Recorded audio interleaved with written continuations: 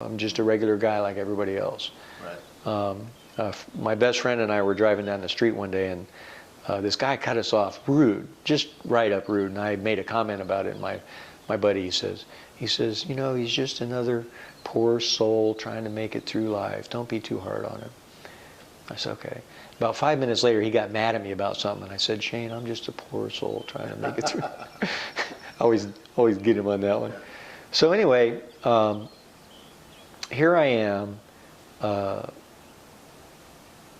and God starts showing me all this stuff. And so he showed me the thing about Lucifer, and then he showed me this, and then he showed me time as a vortex.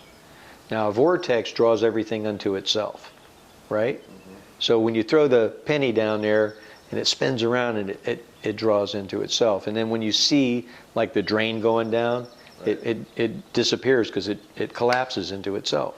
Right. Okay? The reason it does that is because it was drawn out of the hole. Does that make sense? Okay. So when he showed me that, he showed me all of these things. So I'm going to stop saying he showed me just for brevity. In the beginning, men lived almost 1,000 years. And God said to him, a day is as 1,000 years, and 1,000 years is as a day. Mm-hmm. And so when we were in the Garden of Eden, we were one with God. And when we ate from, when Adam and Eve ate from the tree, they caused a offset. See, we were in line with God. We were in unity with God. So like if you look at a guitar string that's out of tune, two guitar strings, they go like this. Right. But when you tune them up, they come in unity with themselves, and they look like they're standing still, but what they're actually doing is this. Right. And that's 440 cycles per minute. Is that how you say it? Sure. So that's perfect A, right? And so we were in unity, in rhythm, in sync with God. And then when we sinned, we were thrown off our instinct, so to speak. And that's what sin is. Sin is missing the mark. Mm-hmm. And when you feed a wild animal, you knock them off their instinct. But unlike us, they can't get back to their instinct because they don't know it's missing. Because they don't have the rational mind that we have. Sure. Right? Now, that's not taken away from animals, because animals definitely think. Mm-hmm. And they definitely are unbelievable. I mean, you've seen dogs laying at graves crying. Right. Right? And all those kinds of things. You see that and you go, oh my God. I just saw an octopus. He was carrying a shell on the seabed, and he's walking along. He's got lots of legs, and he's proving along. And then he stops and he closes the shell around him. You know, right. It's like the intentionality of everything and the design of everything. You don't believe there's an intelligent God. I mean, come on. But it's okay. You know, I'm going to love you whether you believe it or not. Right. Because that's what love is. Because love isn't threatened. It's like I said, you know, I hated God to the nth degree. And it didn't affect his love for me at all. Thank God. Right. Right? He brought me back. I love God with every cell, every known and every unknown thing that's in me. Mm-hmm. Okay? And he is my rock. He is my all in all. Mm-hmm. Right? And I have that kind of relationship. And again, if I didn't, I wouldn't be here. I would not be standing here. I'd be dead. You know? So when God was in his dimensionless kingdom, without limitation, he created us, gave us free will, and did everything, like I said. And so here we are in the garden. We're offset, and we have to somehow become onset. But we don't have the ability to do that because we're created. We're not creators. We use the word creative actually in misunderstanding because we don't create anything. Everything's already here. Right. Okay, so this is what happened. When God created us, he gave us free will. He did everything he was going to do to end up with his result. Then he drew these 9 dimensions out of dimensionlessness, creating the universe, which is time and matter. And that's why time and matter are important, and everything is just a matter of time. And time spelled backwards is emit, because time is emitting matter in God's metered measure to work out his plan. because we can't understand or comprehend anything outside of time, we're going to get to that. And that's why the Bible says that we see through a mirror dimly. But then, face to face, we will see all things clearly. And that's also why it says with God there is no shadow or variation of turning, because God is above and beyond everything, because He isn't governed by dimensions. So He doesn't see any shadows. But you're over there and I'm over here, so we see shadows. And He doesn't have to turn because He's already there. So when Yeshua said to the disciples, you're not servants, you're friends, because I've told you everything. And it's interesting because He told us everything that I'm telling you and I'm going to tell you, but He did it in a way that is measured out in time, right? And that's what prophecy is, right? It's like when you start realizing really what's going on, say, oh, that was said way back there, because there's nothing new under the sun. But when you're standing at this angle, you only see that. And then when you go around the mountain, if you're smart and you don't keep going around the mountain, like me, you start seeing all the aspects. And then, like I said, in Bible study, you get all of them in a different way, because when there's one thing, there's unbelievable amount of aspects of it, because there's angles and everything. It's like doing the camera setup. You have to have everything set up, and you're only going to get the angles that you're recording. Nothing else you're going to get. So it is very limited. So even when God gives anybody a revelation, it's only a sliver of everything. Okay? So like Einstein said, if there was no time, everything would happen at once. And so everything has to be measured out so that we can understand. What is understanding? Standing under that which you want to understand, because otherwise you can't understand it. Words are very interesting. Yeah. So now stands for no other way, because there's no other way to be here except for right now. And right now is the present. Okay? But the gift is not the present. The gift is in the present. You have to open up the present to receive the gift. What is the gift? 86,400 moments. That's what the gift is. For you to do whatever you want. And that's the whole story about the talents. What did you do with the talent I gave you? Were you a good and faithful servant? Or were you a wicked servant and you didn't listen to me and do what I told you to do? Right? And so, in being a good and faithful servant is really nothing more than pursuing loving God with all of your heart. Because everything else is a byproduct of that. And that's why He says, if you say you love God and you don't love a man, you're a liar. Because it can't be. Okay? So, when He drew the 9 dimensions out of dimensionlessness, creating the universe, that's where the vortex is. And so, in the beginning, everything revolves slow. Now stop and think about this. Men, they don't understand. The child is going to make the wise foolish. Here it is. Okay? Think about it. Time is twisting and turning and coming down and getting closer to itself. So everything is exponentially speeding up. Right? Now God said that in the last days, your years will be 70 to 120, which they are. He didn't say that 120 would be like propped up by drugs. Right.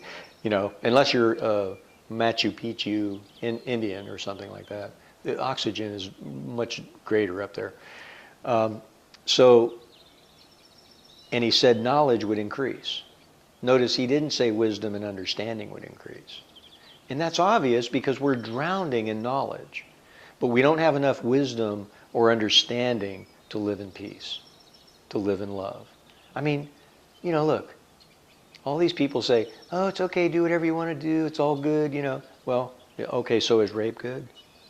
And you list all those things, and they could say, of course not. You say, well, is being Christian good? So no, because you're telling everybody they got to be like you, right? Right. Well, okay, so it's all right for everybody to be everybody they want to be unless you want to be this. It doesn't make sense, Yeah. right? But what does make sense is there is one God that created one universe with one planet on it, which a lot of alien people will agree or disagree with, and one earth that produces one seed, that produces one plant to feed one man, to house one spirit that this one God can have one relationship with. And that man can only have one thought and one word at one deed at one time with one consequence. And he either learns from it and it changes him sufficiently so he doesn't have to go around the mountain, or not. And we all go around the mountain in different and various ways. Mm-hmm. That isn't the issue. The issue is, hey, if we can see how God sees things, then we can operate with him with a lot more joy and a lot more confidence and a lot more peace and a lot more love. Okay? Now I'm going to be God for a minute. No Kool-Aid involved. Okay? Okay. You're safe. Okay, I'm God and I created you. And when I created you, I put the exact same love inside of you that I have inside of myself for myself. Whoa! I mean, right? That's just like, what? Right? The same exact love. And so now I'm telling you, Dave, I want you to love me with everything you are, your heart, your soul, your strength, your mind, everything, your whole capacity. Why? Because I love you with my whole capacity. Now look, I'm God. I don't have a capacity, but I'm talking to my kid and I want him to understand what I'm saying. Right? Tooth fairy, Right. So then I say to you, I want you to love your neighbor as you love yourself. Why didn't he say, I want you to love your neighbor as you love me? Or according to this list, like the Ten Commandments. He didn't say that. Right? And the reason he didn't say it is because God only does one thing, one way, perfectly. He never goes to the left or the right because he doesn't sin. He never misses the mark, ever. Right? And so, I'm God and I love you as I love myself. So obviously I'm going to tell you to love others as you love yourself. I'm going to tell you to love me with your all. That's loving me as you love yourself. Because you can't give me something that's outside of your all. Right. You see? Right. Now watch, this is the big whoa of this whole thing. Okay. Now, Yeshua, Jesus, was the only one that said, Father, forgive them, for they know not what they do. Right? Right. Wrong. I got you. What? Stephen said it also. Okay. Now there's a reason that according to the Bible only two people said it. One was Yeshua, Jesus, and if it wasn't for Stephen, we could say, oh well, that was Jesus. I mean, he could do that because he was God. Right? He was one with God. He was, Right. he had the power to call down the angels to defend him if he wanted. But Stephen did it too. Yeah. But Stephen did it too, and Stephen was just a man. How could Stephen do that? I'll tell you how. It's everything that we do and we don't do has a consequence, right? Because if we don't do something against the evil that's in the world, it will grow way faster than it's growing now. And unfortunately, it's growing faster than it should, but that's another story. So here we are. Stephen could do what he did because of this. When we obey God's command, let's say you're my enemy, you're just a jerk, right? Okay. And you're in my life for whatever reason, doesn't matter. I got a choice to make. Hey, dude, see you later, right? I'm out. Right. You're not going to steal my joy. Whatever, right? Or I could be obedient and say, this guy's really a jerk. But you know what? God tells me to love him. So I'm going to die to myself and love him. Because I have to die to myself to love you, because I got to be more patient, more kind, more compassionate, long-suffering, and all of those things. Well, what's the consequence of that? My capacity to love grows. So I'm growing up spiritually. Right. You see? If I don't do it, I ain't. It's just that simple. Right. It's like being pregnant. You either is or you ain't. Right. And when you get pregnant, that's a person. That's a conception. And to end that is murder. And that's another segment. Okay? But I want to be clear about that, because that's an abomination to God. God made Adam and Eve, not Adam and Steve. He made us to procreate. And he says very clearly in his word that he hates homosexuality. He never said he hates the homosexual. He hates the homosexuality. He doesn't hate us. He hates what we do. And if we continue in it, then he hates us because it comes to a point where there's no return. Then he hates us because he hates evildoers. Right? But see, okay. In, I can't remember what book it is because I internalize the Bible. I don't versalize it. So I can't tell you. I can tell you a couple of verses, but that's it. But in one part, Paul's talking to the church. I think it's the Corinthian church. And he says, if you do these things, right, and lasciviousness, adultery, all that stuff, he says, if you practice these things, you will by no means enter into the kingdom of heaven. And what he said by saying that was that he doesn't look at what we do. He looks at what we practice. Well, what is practice? Practice is what you do most of the time. Right. I like to tell people I practice the guitar. I don't practice the guitar. I play what I know, and I get better at what I know. And the things that I learn along the way are incidental. They're not practice, because when you're practicing, you're learning new things and practicing them and growing. Right? Right. And hopefully that'll change, but it is what it is. So it's important because, you know, if you tell your daughter to do something, and let's just say she's 3, right? You say, go clean up your room. And you go in the room and like, there's stuff everywhere, but you can tell there's a couple of things put away. And she's got one thing in her hand and the other up her nose, and you know, she's doing it. If you're normal, you're not going to get mad at her because she's doing what you told her to do. Right. At the level that she can do it. Right. So you're happy that she's being obedient, and you praise her, right? And so when we understand the context of the relationship that we have with God, we do that by understanding the context of the relationship we have with one another. And God has only told us to do 4 things. Love Him with all of our heart and soul and mind, to love others as we love ourselves, and to study the Word, to be rightly approved, to divide the Word and discern the spirits, and do a little work. You know, because we have to work because we sinned, you know.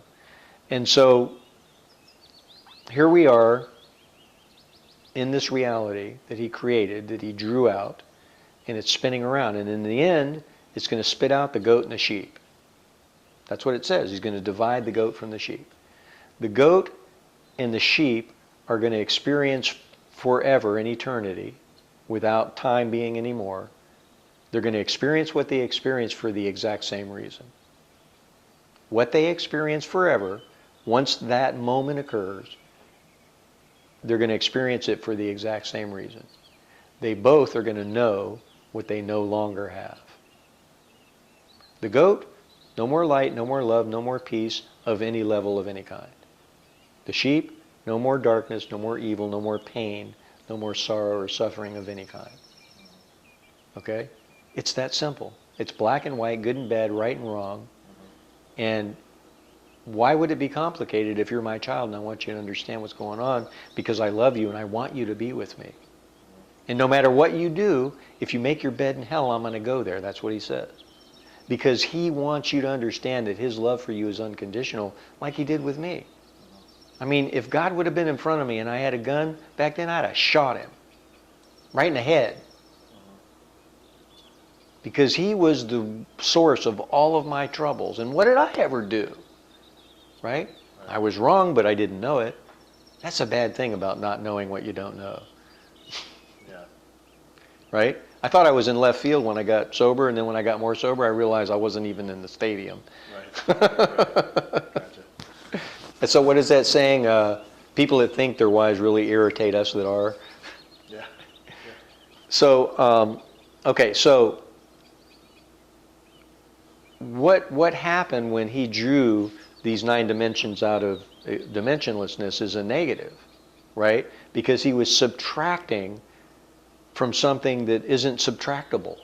But He's God, remember, so He can do anything. But comprehension-wise, well, wait a minute, if it's dimensionlessness, then you can't separate it. You can't make it dimensioned, right? And we're not going to fully understand that until we get there. But we're going to go with it for now. Well, I am. I don't know about you. Okay, so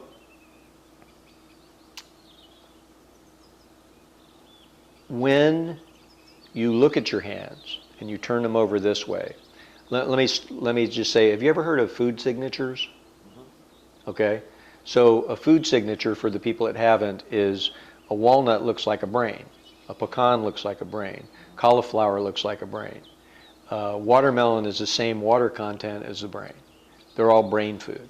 They feed other things too, but predominantly brain food. And the broccoli is shaped like the lungs, good for lung disease.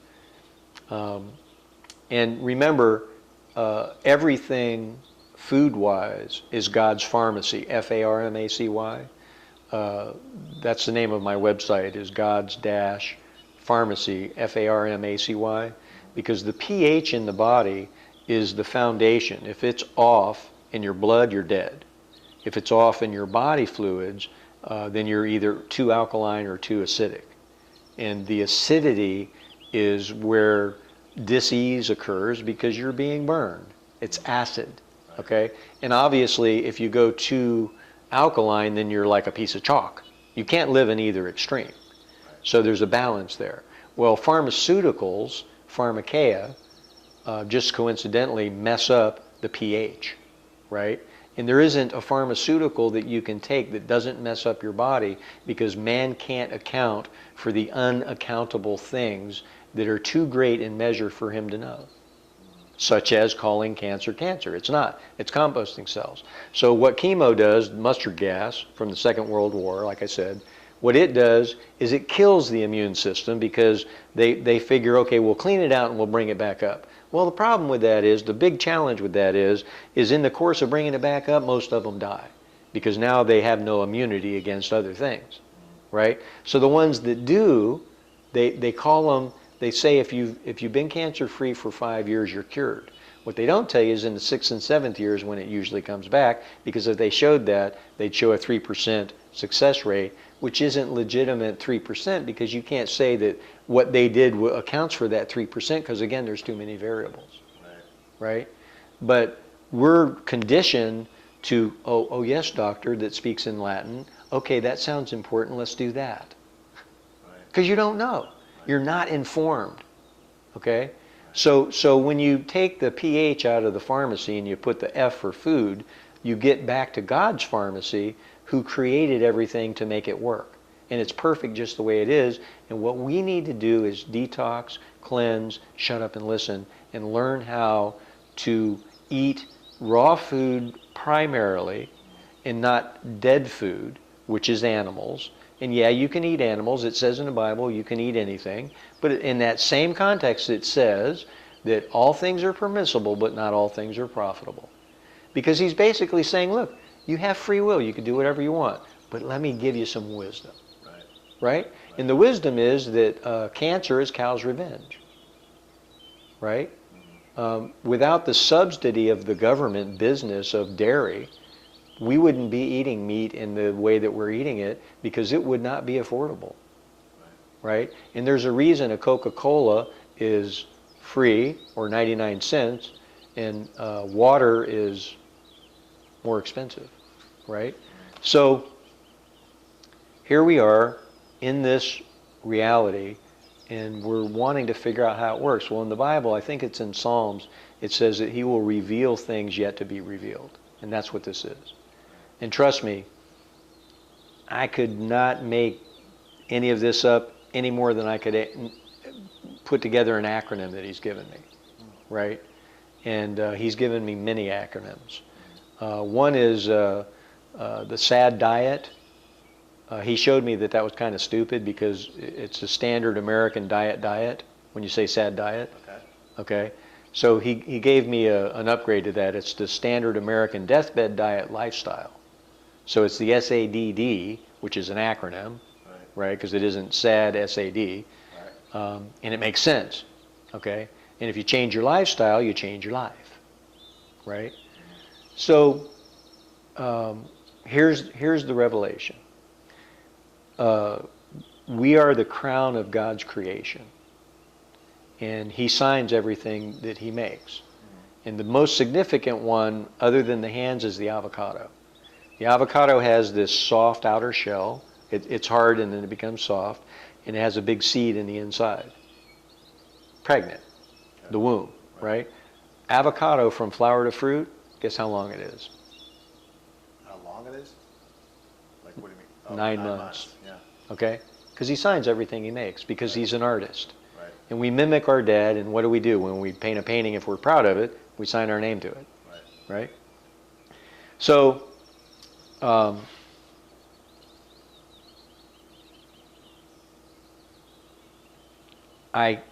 I can only just do this. I can't explain how it happened because there aren't words. But I'm a little. I get so excited about this. Sometimes I forget this part.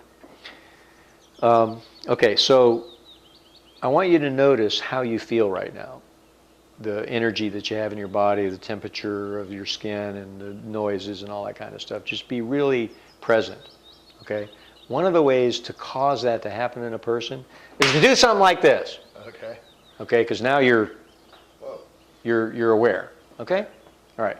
So this and this and this are solar plexus. Okay, when we were in the Garden of Eden, we were one with God. There was no separation. In the triune solar plex was one. Okay? Now, I think I said it already, but the sun, S-U-N, no sun, no life on the planet. Right. No sun on the inside of the planet, no life. Okay, so there's an outer and an inner, right? Spiritually, there's an outer and there's an inner, right? Because he is the light. Right. So I can never be God because I'm God's son. And I don't want to be God because I'm me. I like being me. I love myself, right?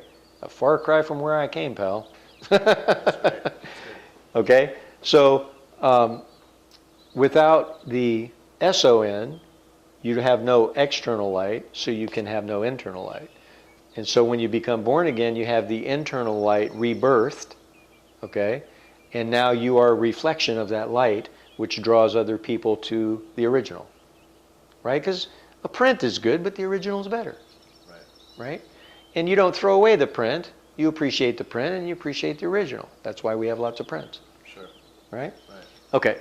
So when you do this in a second, I want you to notice the energetic feeling that you're probably going to feel. Some people feel it, most people feel it, some people don't. Okay? But when you put it like this, go ahead and see if you feel the energy.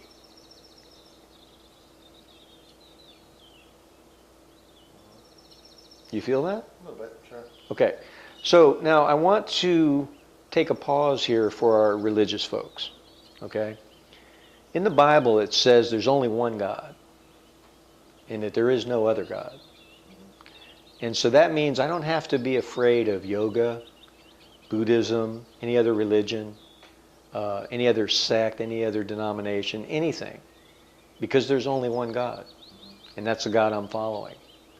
And because there's only one God and because it's the God I'm following, I'm not threatened by anybody, any place, anything at all in any way, shape, or form.